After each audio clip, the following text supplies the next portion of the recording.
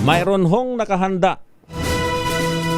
Meron hong nakahandang fuel subsidy ang Department of Agriculture para sa mga magsasaka at mangingisdang apektado ng oil crisis sa bansa na dulot ng tumitinding tensyon sa gitnang silangan.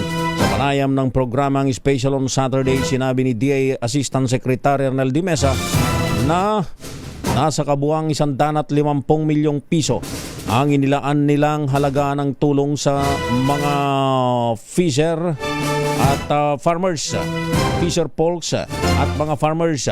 Ayon kay Di Mesa, makakatanggap ng tig 5,000 ang mga magsasaka, 3,000 naman sa mga mangingisdang nakarehistro sa Registry System for Basic Sectors in Agriculture o RSBA. Subsidy para sa ating mga apektado magsasaka at mangingisda.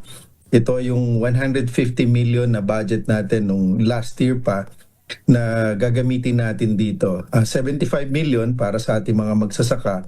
Ito yung mga rehistrado sa RSBSA at nagmamay-ari o nagre-renta ng mga makinarya na ginagamit sa ating bukirin.